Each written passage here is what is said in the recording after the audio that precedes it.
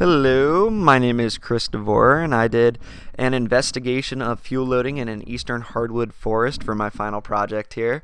I did it in an area known as the Bacon Ridge Natural Area. This is found west of Annapolis, Maryland.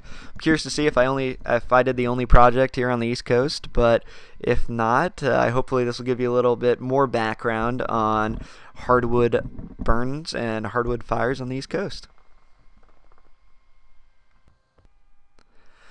So here is a map of the site. This map shows a proposed trail, also the topography on the site, and proximity to development. So you can see an interstate just north of Bacon Ridge. It has a very unique history in this area.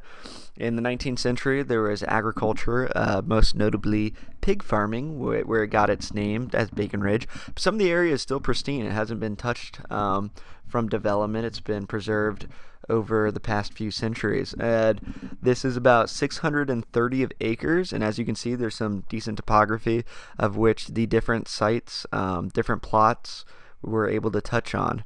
And I will be getting into that as I get further into my methodology. So for a little bit of background on the site is oak dominated. It's what's referred to as central oak pine as defined by the Nature Conservancy. So the most predominant species here is the white oak, and the white oak is predominant from Florida to Maine, all up and down the eastern seaboard. As far as this ecosystem, fire was a regular part of this ecosystem. It really benefited the regeneration of oaks. Every 2 to 4 years it was found here, but it's been so heavily suppressed over the years, it's now part of fire regime group number 1. And this means it's low and mixed severity fire every 35 years on a 35-year interval. So suppression has actually led to the encroachment of other species, most notably pine, beech, yellow poplar, and sugar maple. This was found in a document from Bros and also the Nature Conservancy. So one of the challenges I had here was the data availability. I really debated what options to do for this final project because there really was a lack of information, and the newest information in eastern oak hardwood forest was on novel uses of prescribed fire. So it was really tough to make comparisons with this lack of information. And for fuel loading evaluation, a lot of the calculations that we had to use were different. So this made it really difficult. As for the project goals, so there are two parts to this investigation. One was doing surface fuel loading and the other was doing canopy fuel loading.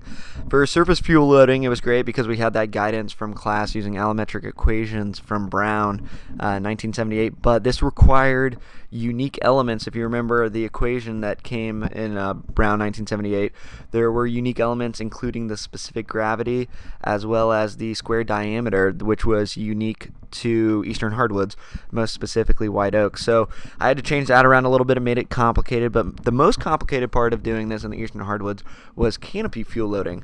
So there was no oak equations which I could find. I researched for a while before I proposed this project that I could find related to fuel classes being 1 hour, 10-hour fuels, 100-hour fuels, but I was able to find some unique allometric equations by Ter Michaelian. He did 65 North American tree species, and he found biomass, foliage, and so I'm going to use that to do my canopy fuel loading. And as I get into it, you will see how those equations will apply. As for the sampling plan for surface fuel loading, I plan on doing a decent number of sampling transects, sampling planes, as provided in Brown 1974, very similar style of those. But for two reasons, I did not end up doing a large number. I ended up doing 10 transects for 20% error. And for those two reasons, I went out about a week before I did the lengthy study, and I did 3 sampling transects as a pilot study just to see if there was variability between them, and there was very little from what I was able to find. So between that and also a paper I found from Waldrop in 2012 on oak hardwoods where he mentioned that the variability within these areas was minimal. For those two reasons, I ended up only doing 10 transects for 20% error, but that also increased the length of the plane as provided for by Brown 1974. So depending on the class, the diameter, I had a length of plane being 10 feet, 24 feet, and 105 feet for my surface fuel loading sampling plan. As for the canopy fuel loading, the way that I went about this for the planes, that for surface fuel loading, is that I did a stratified random sampling plan to find 10 points, and from there I did the planes.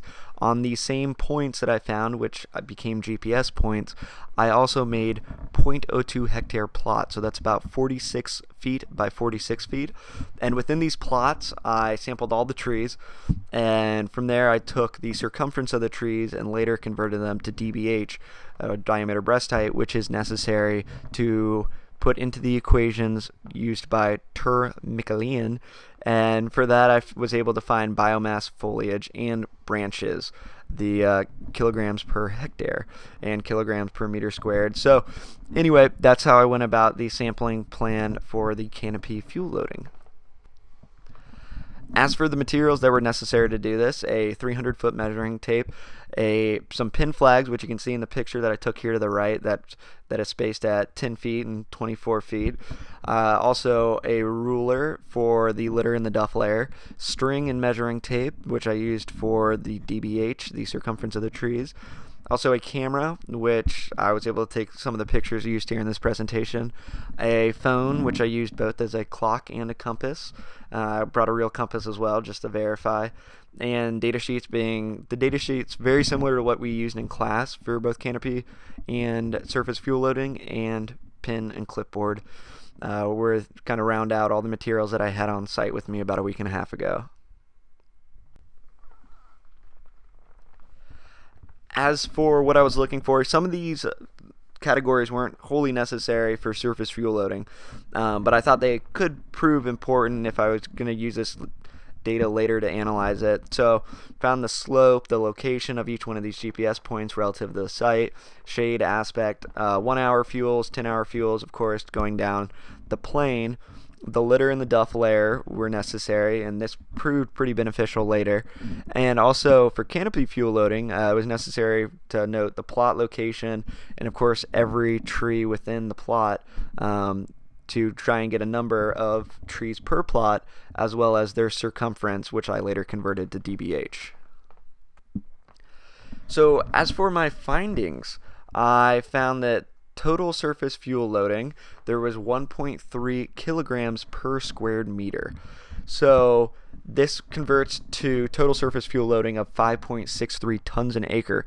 But I chose to show this and represent it in kilograms per squared meter because I found a similar study by Colax in 2003 in oak hardwoods, and he found that total surface fuel loading was 1.4 kilograms per square meter. So this was really, I guess maybe comforting is not the right word, but it was reassuring to find that I found very similar figures to what he found in his study as well.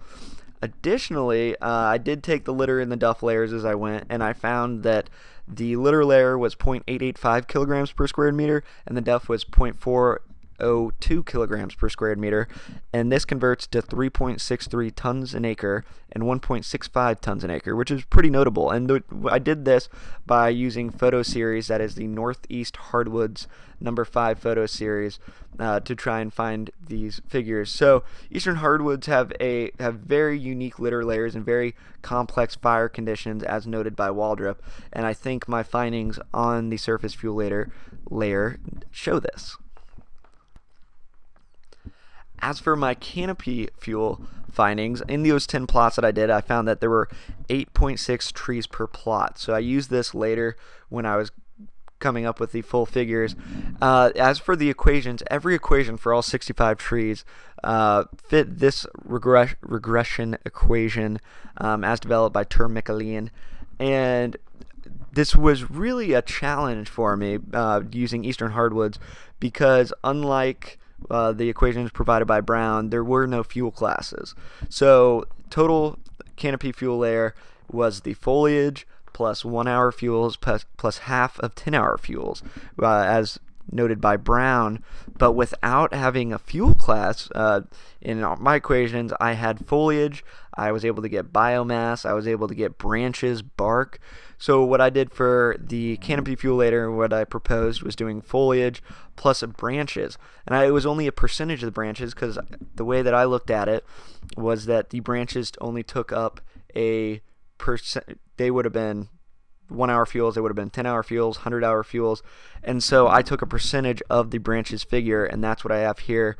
10% of the branch figure comes out to 2206, 20%, and so on. And so this was really a challenge. I know that I was able to find that branches take up a different proportion of the total biomass depending on the DBH of the trees. So this ranges from 40% of the total biomass in smaller trees to around 15% in the larger trees.